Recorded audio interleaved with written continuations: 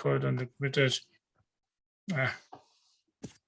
Great, whenever you're ready. And then, yeah, let's go, man. Great. We're gonna just in case you just have an overview of what we're going to talk about. Mainly, I will be looking. We'll just talk a little bit about your work, your entry into the NFT space. What are the type of work you do? Why you decided to make that shift? And mainly, we'll concentrate on you as an artist, as someone from the field. What advice would you have for budding artists who are willing to enter into NFTs, so to speak?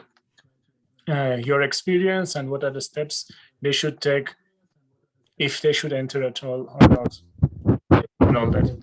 And if there's anything specific or interesting that you'd like to talk about, let me know. We'll frame questions around that as well. I can provide for people, and I think I can provide you with some really good stuff today. Yeah, perfect. Great. Shall we go? Let's go. Fire, green light. Great. Okay, Daniel, well, you're a reputed artist. It's fair to say that you have earned a fairly good name to yourself in the industry. Your works have been exhibited in many reputed galleries as well. And I did read that some famous people like Justin Bieber and Paris Hilton and those sorts have your works in their collection. Tell us a bit about your journey from traditional art into NFTs. How did it start? Why did you make that move? Yeah, it just got made almost about a year ago now. And I met Frank Smits and Steve Matobi. And I first met Frank, who introduced me to Steve, or actually vice versa. And I joined the Meta Art Club, which was at the very beginning a curated thing that Frank put together, which is fantastic, of a lot of wonderful physical and NFT artists. And we got together and we had a lot of clubhouses. We had a lot of Twitter meetings. I learned a ton about the space, but I also learned that basically what I started with at the beginning of my career was really just like NFTs, because everything I do on a computer to start. And then I generate my ideas from things that I do using the computer. And once I put my ideas together, I then turn them to physical art. So I've got archives going to years of stuff that I've done that's actually on my computer. It's digital art, but it hasn't been, looked at as an NFT. And now everything that I do moving forward also starts with something on the computer, which is something that I can play with NFTs with, which the interesting thing is I've had a lot of companies and a lot of charities and a lot of people approach me to help them out with their NFT stuff lately. And that's been pretty exciting. We just did something with Robert Parker and Manfred Krenkel, the biggest wine people in the world. And we did that with St. Jude's Hospital. And they had a large dinner where they had a $3 million bottle magnum of wine. It was called Sine Qua Non, one of the most famous wines in the world with one of the best labels. So that was 100 NFTs that I made that basically they hired me to put together so that they could sell them either on OpenSea or Rarible. I'm not sure where they're going to go, but I just finished that project. The other project behind me is the girl you can see with the tennis shoes, and she's got the Art Makes the World Go Round purse that so those are photographs that we did with an NFT project that will be coming out in the next couple of months with another friend of mine, different Steve. And we are putting together 10,000 pieces, and it's going to have a cool little character with it and a few other things, which are kind of private now, but they'll all be public very soon. And that's going to be a 10,000 piece drop coming soon. What we did was we did a photo shoot with 11 beautiful girls, and we put the shoes on them and we put them in really cool environment and great positions. And we shot professionally with some of the best photographers in the world. And we have those now.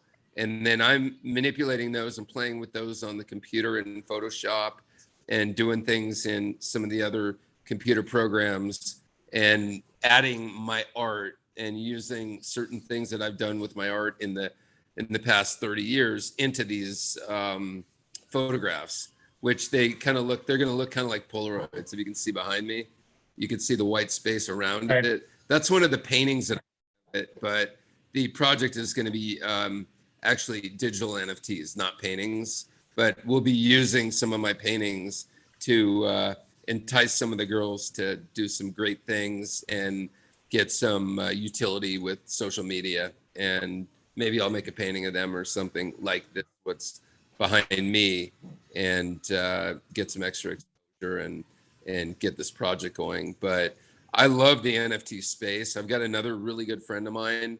He started with a company called Angry Ape Army. I met him through Frank when I was doing this project.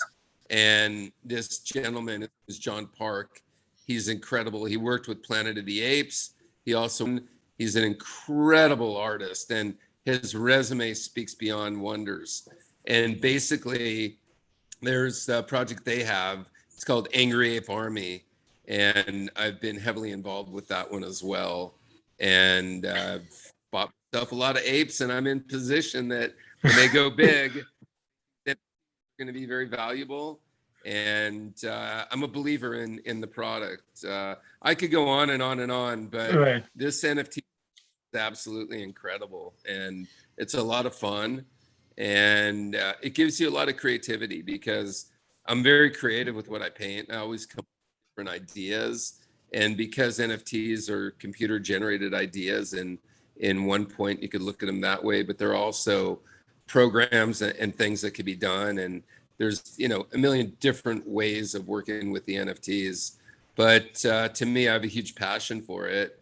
And it's really expanded not only my computer art background, but also my physical background. I've got a lot of ideas that have been created by, playing with this NFT space.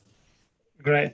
You mentioned about a recent charity event that brought to my mind. If I'm not mistaken, you were recently in Boston for another charity event where you were painting some famous sports people, and a lot of your work revolves around sports and famous sports personalities. Tell us about that Boston event. What was that about, and what did you paint, and which were the artists that you were working with? This event was incredible. A friend of mine. It wasn't really as much of a charity event as it was a promotional event and a special gift to Kevin Garnett, because a friend of mine had some connections in Boston, and he knew that I was painting a lot of people like that. And he asked me if I could put something together. So I actually made a stencil, and I brought my stencil to Boston, and my connection, his name is Kyle, and a few other guys that were working with Gronkowski's brother, Gordy. I actually ended up going to Boston. I brought the stencil with me. We got inside to the arena, and no one was there in the arena. It was a totally closed arena, and I was there with my spray cans, my stencil, my paints, my brushes, my everything, and we had a crew. And I ended up painting a painting of Kevin Garnett, which I actually gave to him at the end of the game. I made 3 or 4 paintings during that time period. We had a film camera that filmed every bit of it. And it was a really, really interesting, cool process, and a lot of fun at the same time. And after the game, Kevin, they threw me on the Jumbotron, and they put the painting up, and they gave it to him as a retirement of his jersey from the Celtics. Yeah, I was about to ask you that because I did read about him getting, when they retired his jersey, he got one of the gifts that he got was a painting of yours. I just didn't know they were about the same event. Also, I did read that along with your painting, he got some sort of an NFT kit. Did that have something to do with you, or was this a different NFT kit that he got? Or did it might have been separate. We're starting to do something with that. We never had it put together because you got to remember this is done in a really short time period, and to get the NFTs and to get them minted and do everything else is a process. You can't. It doesn't happen completely overnight. So I ended up doing the physical piece, and I think moving forward we might do something with him. Hasn't been anything promised yet. I'd love to. I think he's one of the greatest guys around, and he's such a big name, and it would be great to tie myself in with him. So I'm hoping that this is just a preliminary move to maybe doing something with him with an NFT project. Right. Do you do pay one and odd pieces like that as NFT, or do you have plans to also create a collection like the Bored Ape or the CryptoPunks that have sort of 900 or so 10,000 pieces around the same theme? Do you have such plans, or? Yeah, my plans are I do one of ones also. I think the one of ones are really much more collectible in a terms of like as a piece of art, because there's only one, there's not. But then again, I think when you do, so far I've worked with a couple of groups of people, mainly with the Meta Art Club and the Bright Hall group, which is also one of Frank's projects. And then there's a couple of new ones that I'm working with this one that I was telling you about coming up. And also the one that we did was 100, but each one of them was totally different for the wine thing. That was right. For the one on wine. And they're almost one of ones because everyone is completely different, but it is like a series, but it's not a 10,000 or 5,000 piece series. It's only a 100-piece series. So to me, that's a little more exclusive than doing something with 10,000 pieces in a shot. Right. And do you have do your NFTs also come with some sort of utility and roadmap, or do you treat them as you would your physical art, or do collectors also get, I don't know, certain benefits or drops or anything like that? That's very usually popular in the NFT space. We're definitely prepared with the ones with the shoes to have a utility. We actually own all of the shoes, and they're very expensive collectible shoes. And we'll be doing something with the utility with that.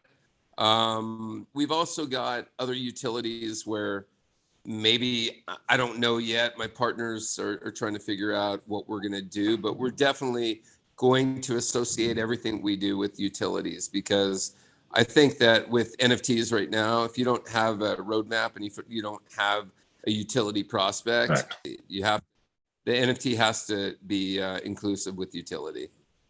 Of course. Moving forward, what portion of your work do you think will be NFTs? Do you think you'll make a shift towards NFTs, selling most of your art as such, or do you plan to stay mostly into physical art, traditional art space?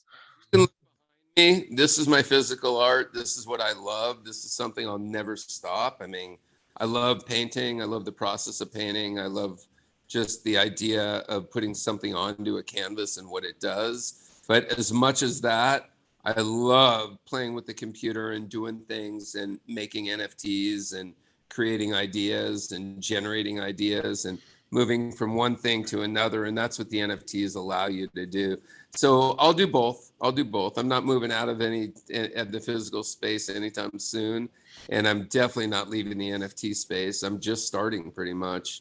I've been in the physical space for 30 years. I've been in the NFT space for less than a year. And there's, a real big difference between the two. Do you think, because it has been discussed at times that NFTs might pose a challenge that threaten, in a way, to put it strongly, the physical art world. Do you think there is a clash between the two, or should physical artists be threatened by this new trend into NFTs? I think they can survive equally. They go hand in hand. They're apples and oranges. They're two totally separate things. I know Damien Hirst, I bought one of his, and it was called the Currency Collection. And I feel it was kind of interesting because he was testing whether people would rather have the physical piece or whether they would rather have the NFT. Able to purchase an NFT, and for a year, which is actually going to come very soon in July this year, you're going to have the option of whether or not you want to keep the NFT or whether or not you want to give your NFT back, and you would get a physical piece which is what your NFT is. So Right. I think I'm going to keep my NFT. I think they're going to be stronger on something like that because of that particular project. But on the most part, I don't know what's going to, succeed or who's going to be the winner, whether it's going to be NFTs or physical. But I think both markets are real strong right now. Especially the NFT market is unbelievable. It's just mind-boggling what people pay for some of these projects that they've got out, and it's exciting. It's exciting in both worlds, and I think it's also brought up the physical space too. I think because there's so much activity in the NFT market, the physical space is really starting to generate a lot of activity as well. People just art is art, and it all comes into like one little big circle that the NFTs and the physical pieces are both in that cup that's filled with both entities. Yeah, but talking about NFTs, they did spike around 21,000% or something in 12 months, crossing 17 billion. But we also do note, according to statistics, that a majority of the NFTs sell for less than $200. Do you think what do you think NFTs will be beyond the hype? Because right now it's still new. There's things selling, and we saw someone paid millions for Jack Dorsey's tweet, the NFT, when it came out, and he recently put it up to sale, got only a few bucks in offer. There is this cooling down of NFTs. The hype will go. What is I think a beyond the lot of hype? that. Yeah, I think a lot of that is flash in the pan, which means that it's going to be here for now and then gone. So most of these projects are going to turn into almost nothing. But then again, when you have the blue chip projects, which, if you have the Azukis and you have the CryptoPunks and you've got the Mutants, you have obviously Doodles. You've got projects that, I think those are going to last. I mean, I'm a little bit scared. I had one Azuki. I held on to it at one point. The thing was like 40 Ethereum, and I think it's already fallen down to like 12 or 13 right now. I almost sold it at 40, but I'm a believer in this stuff, and I do think that if it was there at one point, I know there was some controversy with a couple of things with that and the company, but I'm holding on to mine because I would hate to not have it and have it go all the way up and have that be a very valuable NFT. Right. So besides your work, you're also a very avid collector. I mean, you buy and you get into them, you purchase. You have I'm a little collector. I'm a baby collector, but I've collected a couple of things that I think are blue chip, and I've only picked up, one of each of these things. Not like I'm, doing a crazy amount of stuff, but with the Angry Ape Army, yeah, I'm a huge collector of that project because I started on the whitelist, and then I started following and trying to purchase. It's almost a game where you're trying to get like the top 100, but you want to buy them at the right price. You don't want to, there's people selling them for 40 ETH, and there's other people selling them for 2 or 3 ETH. So I'm very patient, and I wait, and when I can get them at a price that I feel is fair, I just do a quick buy it now, and I grab them. And I've been accumulating a large amount of those, and the utility with that company is absolutely incredible. Like the collaborations that they do with like some large companies. They just announced a big collaboration with Vans shoes, and they showed the company in the Van shoes factory, and they're going to be doing a real big project. A lot of that stuff just kind of comes back to ownership. And when you have your NFTs and you've got a project that is going to succeed, I figure it's almost like I'm buying into a business, and I'm doing it through my NFT. Great. You mentioned at the beginning about Meta Art Club, which you're a part of. It around 34 other artists, if I'm not mistaken, and it's one of the major drops of West Coast NFT. Tell us more about that project. How do you artists collaborate? Yeah, there's 35 artists, incredible artists, every one of them. They were handpicked by Frank Smits, And I think that he got onto this thing early in the process. And I think he's very passionate, more passionate about the NFT market and art than anyone I've ever come across. He's in Hong Kong. I'm here in California. I speak to him every single day. He's like my best friend on phone, and I've never met him, but we have communication every day. I'm doing a brand new thing with him right now that's called Dress X, and it's going to be mind blowing. It's going to be animated, 3D. I was in younger, and there's I think 10 artists that are going to be doing one avatar, one image, and they're going to have 10 versions of that. So we just had a Zoom meeting this morning that was pretty interesting, and there's a lot of really high sophisticated programs that these are going to be able to be worked on with. And Frank is just the Meta Art Club hasn't hit yet, and a lot of people look at it and say, "Oh, wait a minute, this didn't work." It's not true. I think that coming up in the future, all the connections that he's made and all the other derivatives from the Meta Art Club are going to make it successful. And in the future, I think that it's going to be something pretty substantial. And really like working with the group. They're very professional. Anytime I have any kind of a problem, they'll help me, and we'll get things put together and answered. And it's Frank and the Meta Art Club. I can't tell you more than how fantastic they are. And how are the number of pieces distributed? Like, how many pieces are you expected to do, and how many other artists? Like, how do you, how does it get sort of the work gets distributed among yourselves?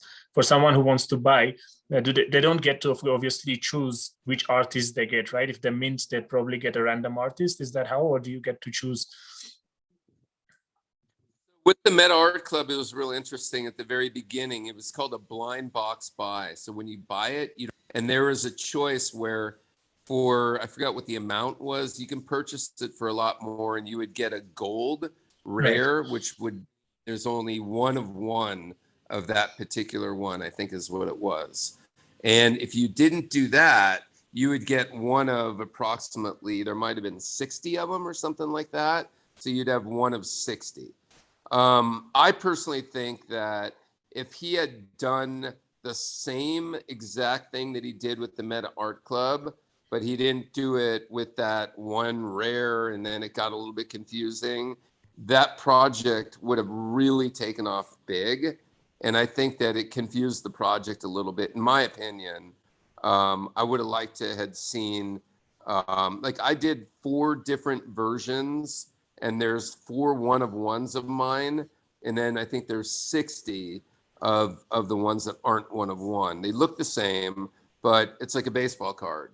One of them is the actual one, and the other one is more like a repeated, or it's more like an original painting versus a print of a painting. So having that original, and I think in the future, all of the 35 artists that did this with Frank, the people that own the gold rare and those one-of-ones, those should have value coming up into the future, especially after he does these other projects that become successful. Great. Now talking about artists wanting to enter, if I'm an artist, or either an established artist or a wannabe artist, I just want to enter the world of NFTs. Where does one start? Okay, I know, because wallets and funding wallet and all are still very confusing, and we do know that there's OpenSea and all, but not everyone gets the chance to work with organizations like West Coast NFT. What does an artist do when they want to enter the NFT space? They find somebody that really knows what they're doing and knows how to try to, work the product and do it hack proof, because the last thing you want to do is to get hacked. So I actually have a very good computer friend of mine that does a lot of my trading, and we kind of sit together, and when I want something, I sit with him and make sure that things are done correctly and that I'm not going to get hacked. But yeah, you have to have a wallet, you have to have a ledger, and you have to just be really, really careful, because there's a lot of people that try to trick you and make it look like they're going to either buy something or, get you into a project. And then before you know it, they're, sending you things that are going to harm your computer and face. But as a person that wants to get into the NFT market, I would say do a lot of exploring on OpenSea. Just go to OpenSea.com, open it up, check it out, see what these artists are doing. Check out activity, check out what some of the projects are that are the newest and the most active projects. And then on top of that, you could even go to Rarity Tools, that's rarity.tools, and you can see what those projects are. And you can see basically, how well these things are doing. And that's how I look, and that's how I explore, and that's how I try to find what I think is something that I want to get into.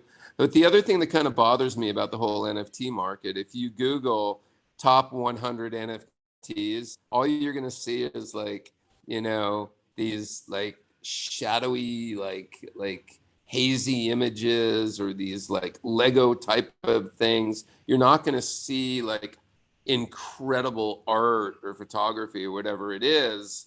But if you look a little deeper, you will see they're not up there in the top yet. But I think some of that's some mind-blowing artists that are just fantastic with great aesthetics that are going to be in the top, because right now it's a little more, to me, it seems a little gimmicky.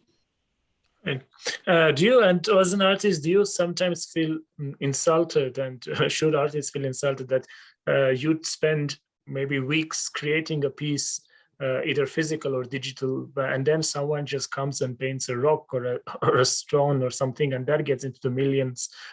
It's sort of, is it an insult to the traditional meaning of art, where artists slog to create a masterpiece and just someone just creates a hype on the internet and sells it? Can't look at it that way. It's like the pet rock. Someone was smart. They figured it out and they put something out there and it sold and people bought it. And hey, kudos to those guys that are making things that are simple to be made and they're doing well with it and people are buying it. As long as there's essence to it and they're not rug pulls and people aren't faking the sales and they're not doing things that are unnatural. If they're artificial, it's horrible. I think it's the worst. It's like lying, cheating, stealing, and it's the bad thing. But if it's natural and you're lucky and you create something and it's easy to create, and whatever it is, if the public likes it and they buy it and they truly purchase, and then the next guy buys it for more, and the next guy buys it for more, and it continually goes on in that cycle, kudos to those guys. I think it's great. Yeah. I mean, I have no problem with that. I don't look at it like, oh man, this guy, he didn't do any work and he's selling this for as much as I'm selling one of my pieces that I'm for. I think that business is something that you need to work hard. You need to get it out there to the people, and you need to get lucky. And those, those attributes, if you can put them together, especially if you work hard and you get lucky, those are important. Right. A little bit about galleries. We did speak that traditional art and NFTs will coexist. But do you see galleries also, some galleries, famous galleries have already done it. Do you think they will have to make that pivot to NFTs, at least housing both in their place? Or can galleries survive solely doing traditional art, or solely doing the other? Very interesting question. Very interesting question. Because of the computers and the internet and the accessibility to be able to get to people, if galleries have clients, or actually if galleries have artists that they work with and they're honest, and when people try to go around and they try to go to them, if the artist sends them to the gallery, they'll survive. If these people and the artist aren't honest and they basically do the deals themselves and they cut the gallery out, the gallery's not going to be able to survive. And I think that's a big part of what's going on. I have people coming to me all the time trying to go around the gallery. There's one gallery that I work with now. I've worked with a lot of galleries through the years all over the world, from Amsterdam to New York, LA, San Francisco, everywhere.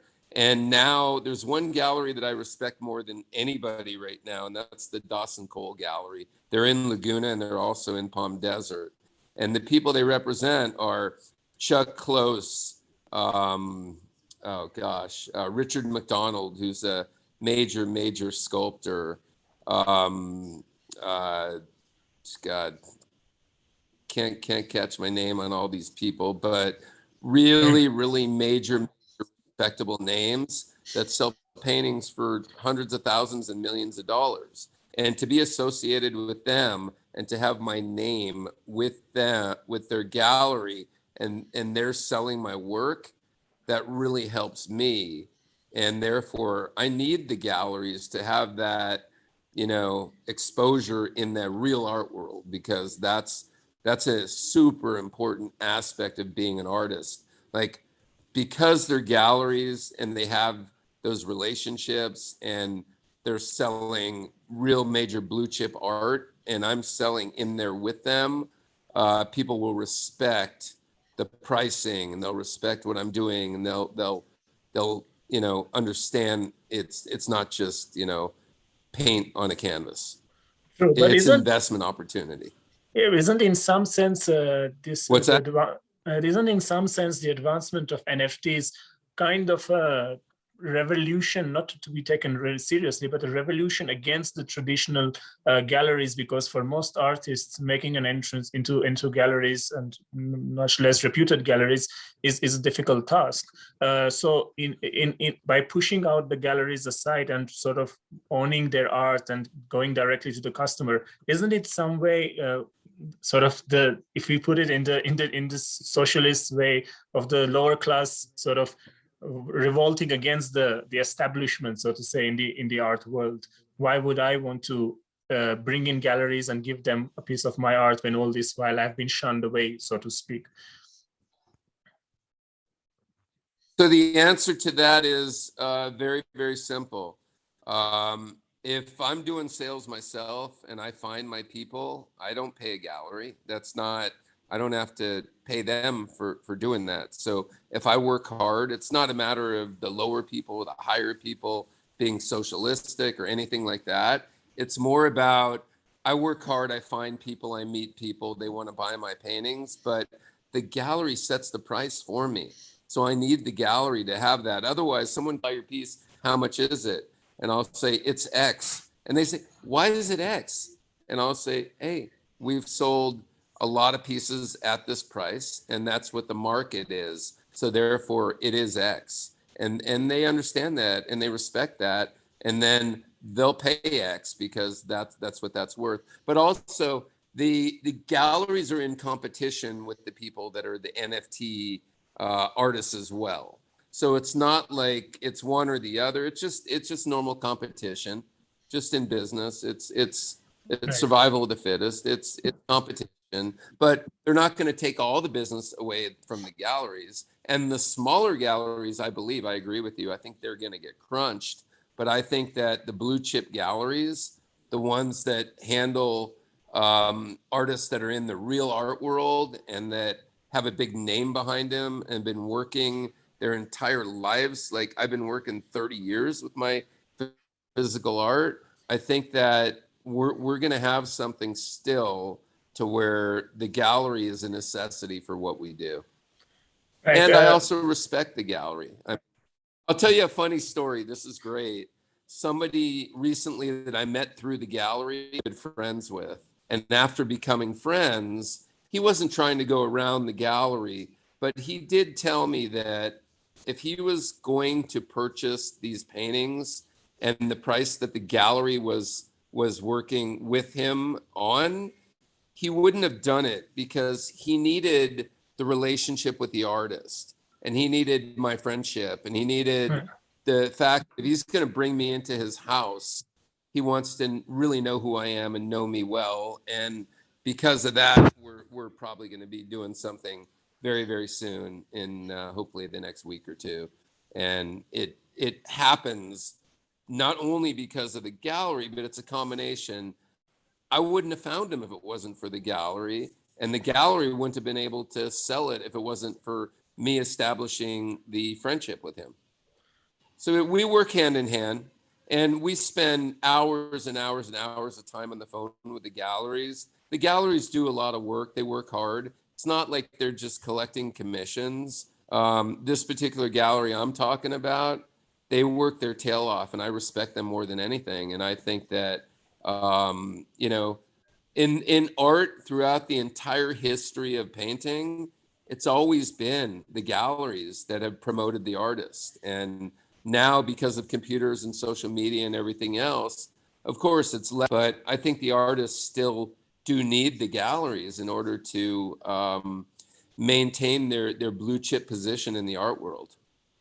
Right. As far as art goes, art and NFT goes, it's still very, very difficult space for the artists and for art, because most of the blue chip NFTs that we talk about are this the DP collectibles, where people like the punks and the mutants and the bored apes and all that, where people just buy to use probably as a profile picture and things like that. The real art pieces that were there before the NFTs kicked in has not picked up yet. So someone who's a collector, they either go to a gallery, like you said, and they buy a physical art, or if they're into NFTs, they're in it for perhaps the money or the club. What portion do you think is collectibles art, the traditional form, in the NFT space? And do you think in the future it will be more sought after rather than these pictures and pixels and all those that we see? Yeah, I think we're going to see more traditional art in the NFT space. At least I hope we do, because I'm always moved by traditional art. When I see great artists that know what they're doing and they've got great ideas and they put stuff together and I can see it. And with NFTs, I could probably see a lot of it. That's exciting to me. But one of the things that bothers me the most about all of like what you're saying is the blue chip arts are succeeding and the lower end of the spectrum in the NFT market are dying out. And there's so much there's so much precarious activity, and there's so many swindlers. It's like a crypto market where it's not all good people. There's also a lot of bad people. And when they do rug pulls and when they do things that taint the marketplace, I think what happens is it's pretty hard for people to take chances and buy these NFTs. They're afraid to, so they're not able to survive. But because the blue chip ones have such a big name and people, think that they're going to make a fortune on it, they're surviving. But I think it's really tough for the young artist that's a brand new NFT guy that's trying to make it in the NFT world, because I've bought so many NFTs that turned to like dust. And I spent a lot of money and they're worth nothing now. And I see more and more and more of that happening.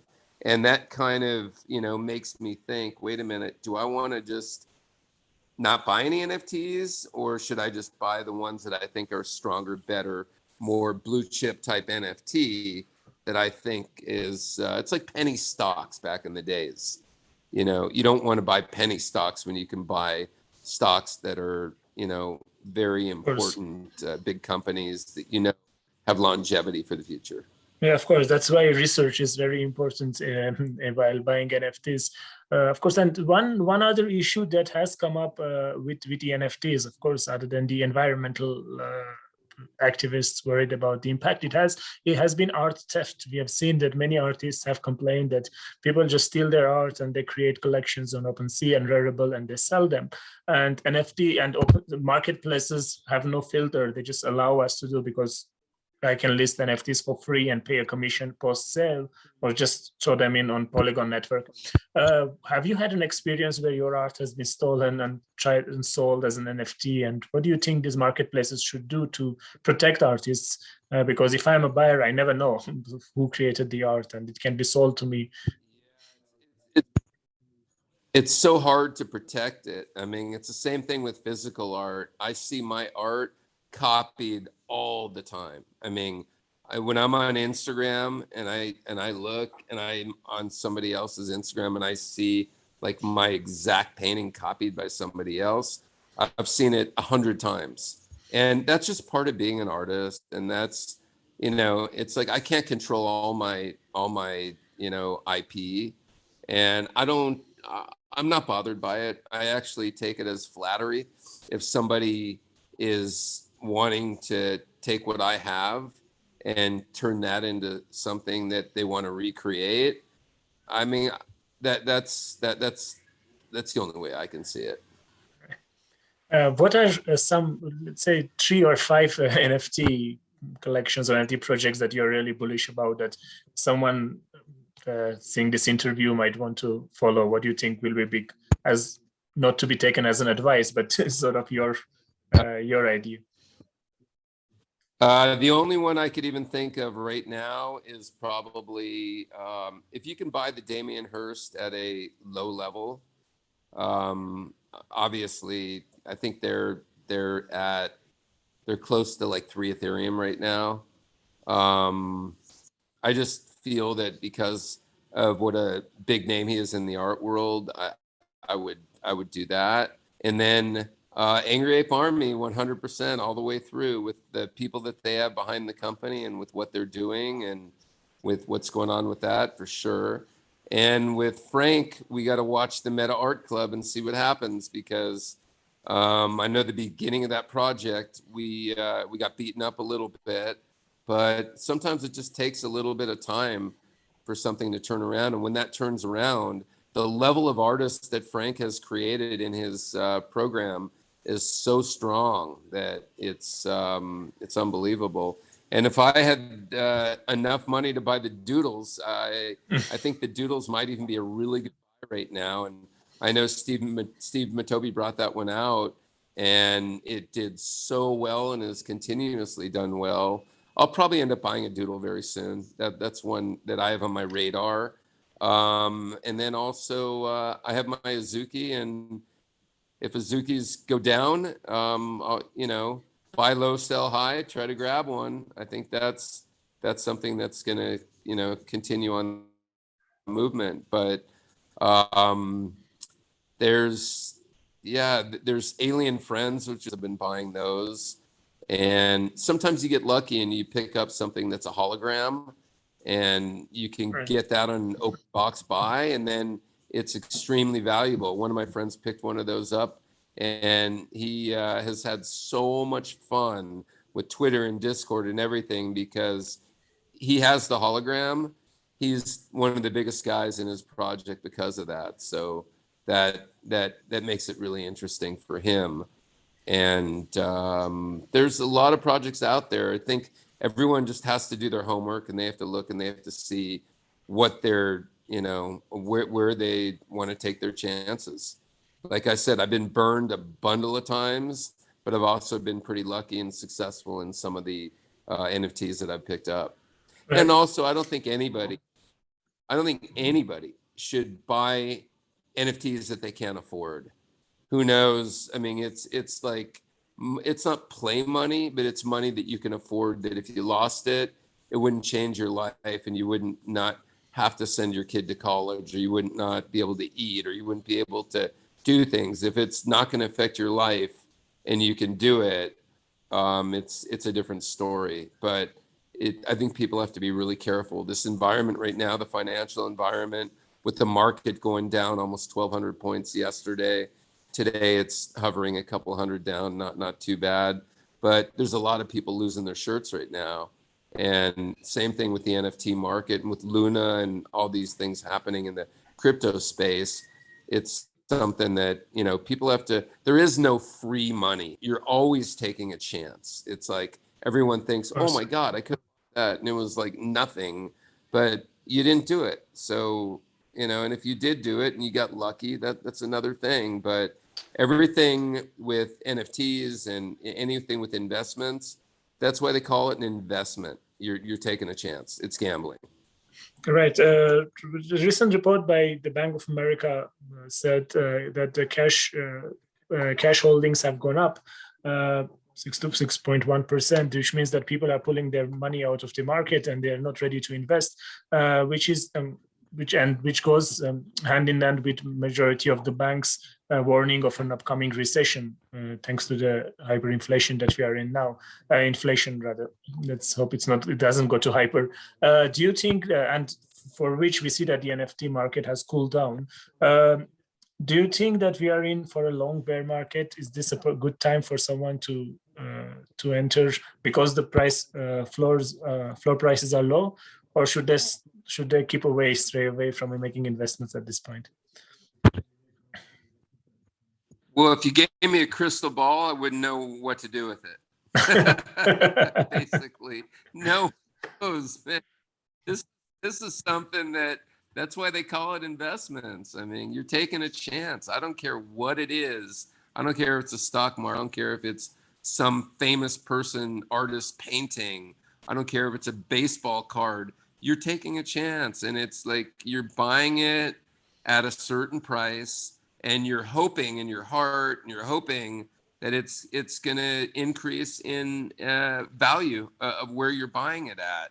But honestly, my opinion is, with the world the way it is, and it's so sad what's going on everywhere, that I think we're not in a very good place. So I've been seeing this bear coming for a long time. And I think the bear is just angry right now. And I think we're going to have a tough bear market for a little while.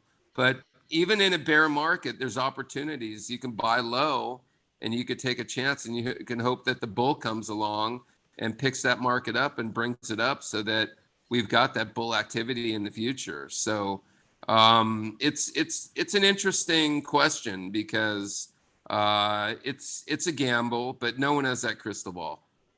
Great. And for people who might want to look into your work and perhaps buy a piece or two, other than Meta Arts Club, where can they find you, both in the physical and the digital world, in the NFT world?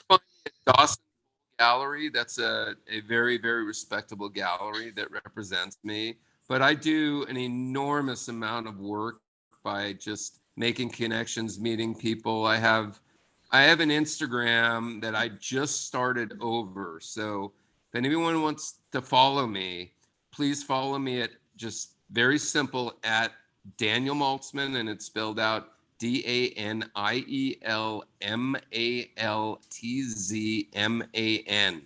And if you follow me there, as a matter of fact, it's funny, I just did something for some followers that have millions of followers, and I'm doing a big project with Suman Lee, who, if anybody doesn't know, he's the godfather and has founded K-pop music in South Korea. So he's become a very good friend of mine lately, and I'm helping him, and I'm going to be his, officially, I'm going to do some artwork for some of his singing stars, and we're going to put some stuff together. We just had dinner the other evening and played some golf and had some real serious talks about what we could do together and how we could both help each other out. And there's also a documentary that they're going to be making very soon, which I will be a part of. So all of these kinds of things that you do in your life, and you do in your career, and you do in your business, and these people that you meet are a big stepping stone to getting out there to the public. Like, honestly, that Daniel Maltzman just started it 2 or 3 days ago. It has 248 followers today. And I am in the belief that without doing anything and not breaking any rules and making it happen naturally, my goal is to get a couple 100,000 in the next month or two, and then hopefully get it up to the hundreds of thousands. And then within a year, I would think that it would get into the millions. So those are the things I'm doing to try to, I call it bettering my brand. My brand is my art. My brand is my name. My brand is my persona. And everything that I do, I try to do as a good human being. I try to do what's right, what's honest. And I don't want to screw anybody over or do anything that's not a good thing to do. There's a lot of sharks out there, and I just don't play in the water with the sharks. I like to do things that are honest. I like to work hard for what I do. I like to make great connections and meet people like you that I become, friends, and you come into my Rolodex of friends and family and business and everything else. So that to me is what's most, and Matobi especially. I mean, Yeah. gosh, what I've done in the last months just because of the people I've met in the NFT world and the connections with people that are in the crypto. They're all incredible, brilliant, business-minded people, all very, very honest people.